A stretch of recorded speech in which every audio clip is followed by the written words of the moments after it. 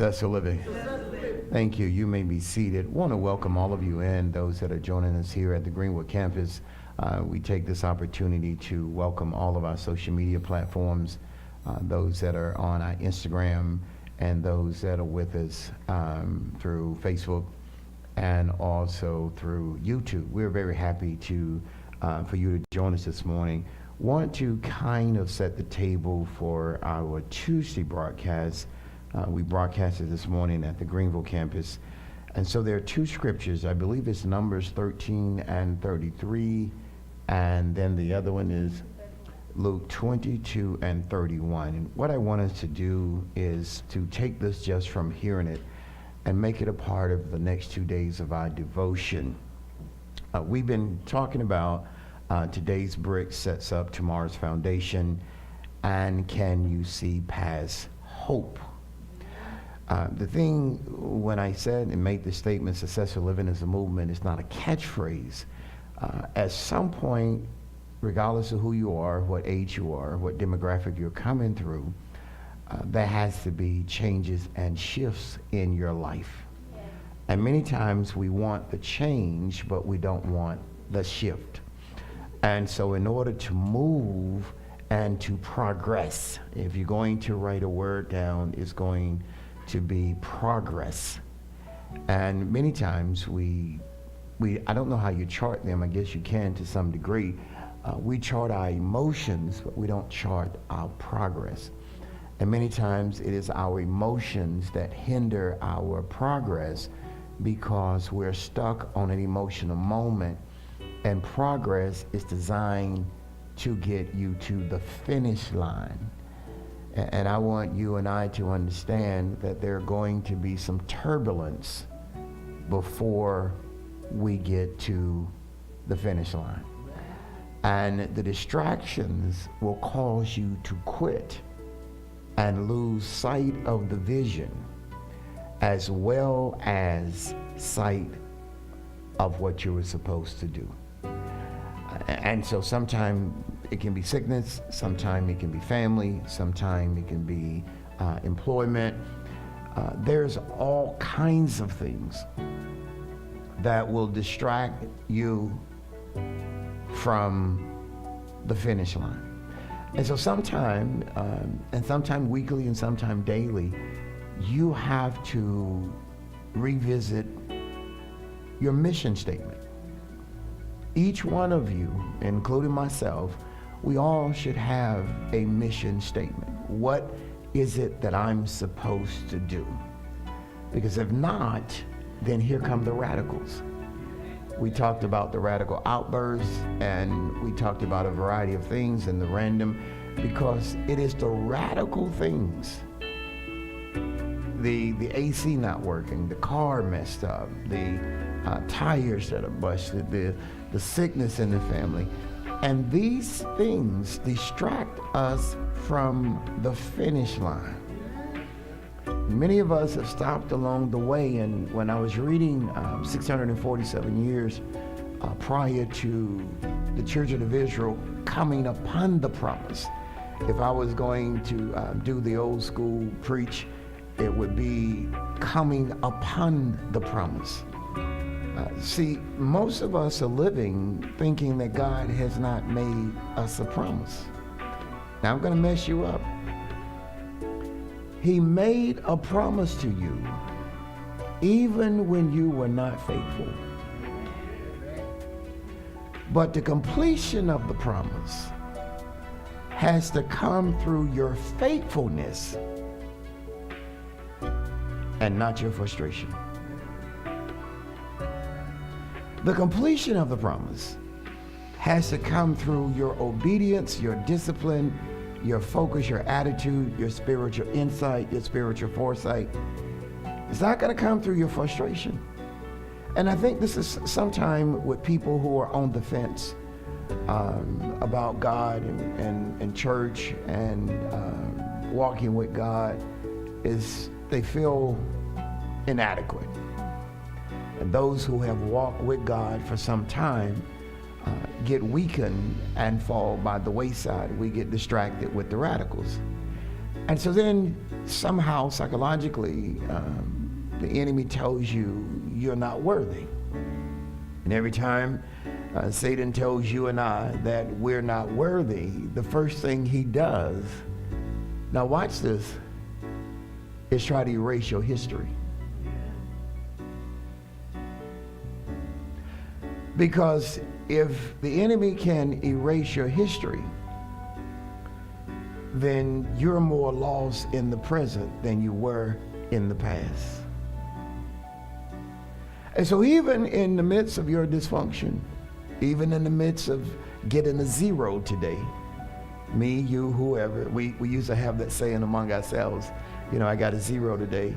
And someone would say, hey, I got a 0 today because I just totally just did not do what I thought I was going to be able to do. Many times we've not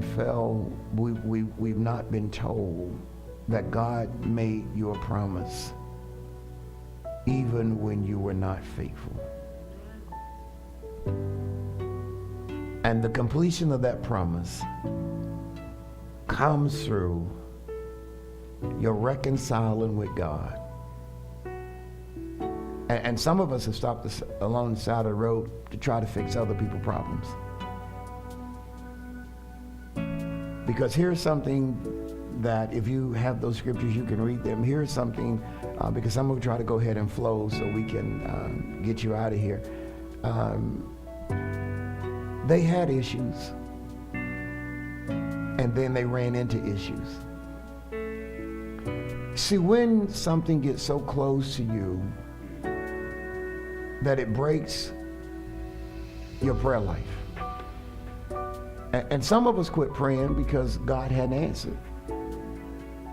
And sometimes God hadn't answered because we quit praying.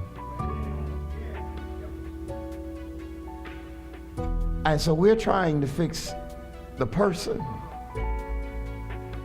because we hear the problem. But we have no identity, no identification that they're broken in the spirit. So we're programmed to fix or try to fix his or her problem. But what's broken is their relationship with God. And sometimes you and I see their things and people see our things, and they think because we say we of God, because we have these things. But here's the thing. The Bible says, I'm going to try to get it right, the wealth of the righteous or the wealth of the wicked is laid up for the righteous. So you're going to see somebody unrighteous blessed more than you. But here's the thing. They don't have the blessing of the thing they received. They don't have the peace. This is why they do what they do. They don't have the peace.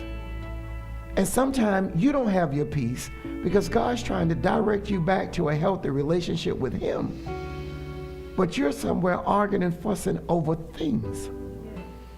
You're frustrated, you're mad, you're hurt at the person. But sometimes you need to realize the person's spirit is not lined up with God.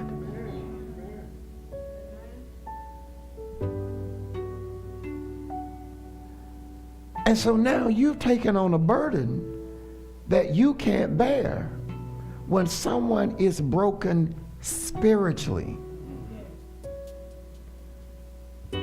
And all the advice that you're giving them, you have not said to them, watch this, is the Lord happy in the relationship he's in with you?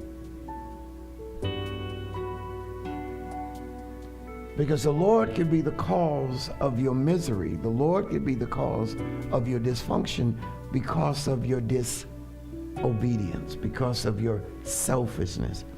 Because when you look at it, and you look at the term intelligent, it's the ability to acquire. Since you've come to Christ, have you grown in spiritual insight and foresight? Since you've come to Christ, what is your spiritual mental capacity? Ask me, why is that important? To get greater things, you're going to have greater issues.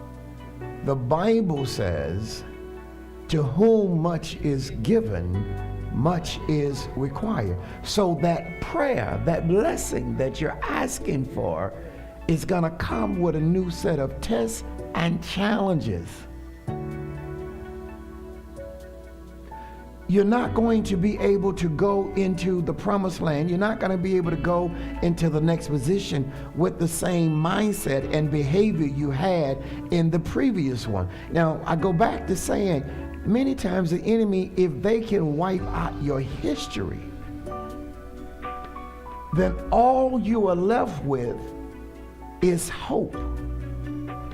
You were made a promise by God before you were ever born. People talk about in lawsuits their intellectual properties.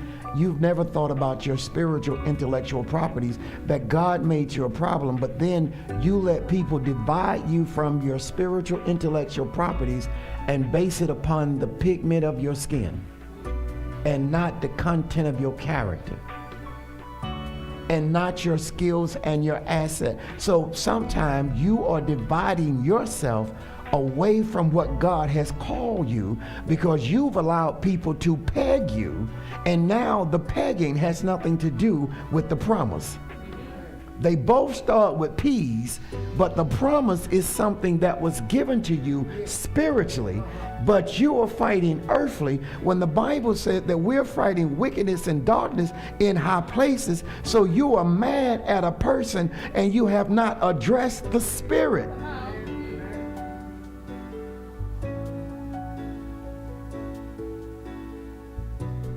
Because you're needing their permission when you were already granted permission through your inheritance.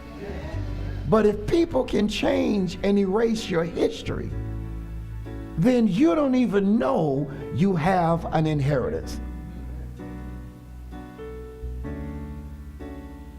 So how you think about yourself and what you should know about yourself can be two different things.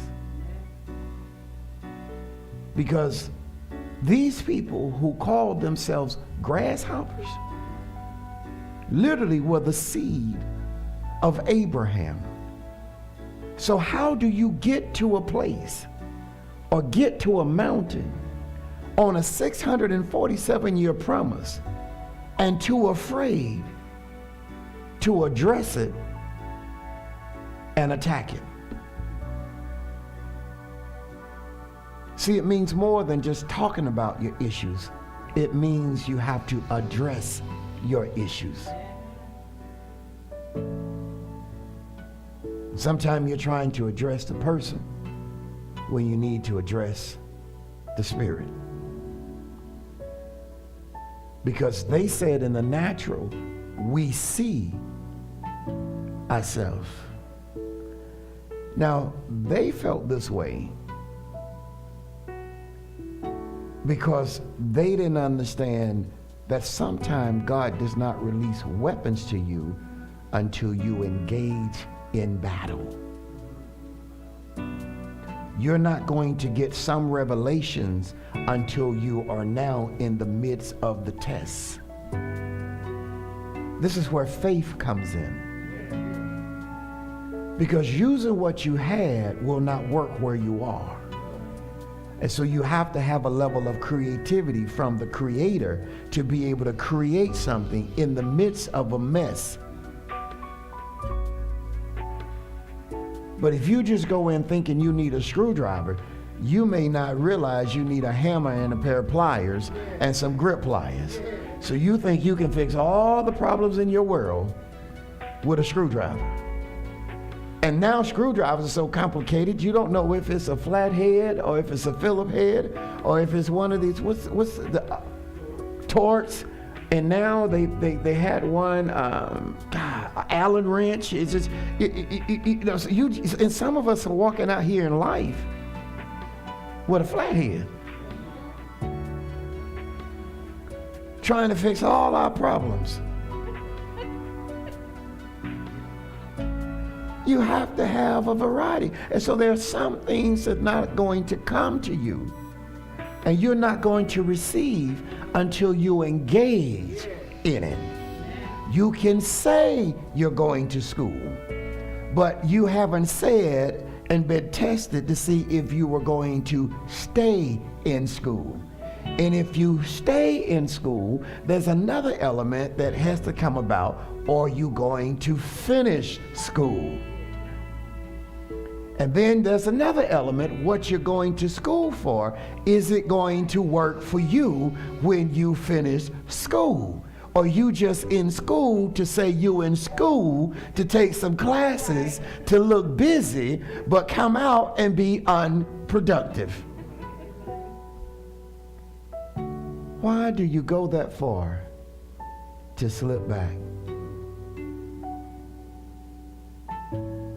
So then we go to the New Testament, where he tells a person who is going to elevate themselves. And this is what I would say to you, is stuck on what I heard, being misinformed versus what I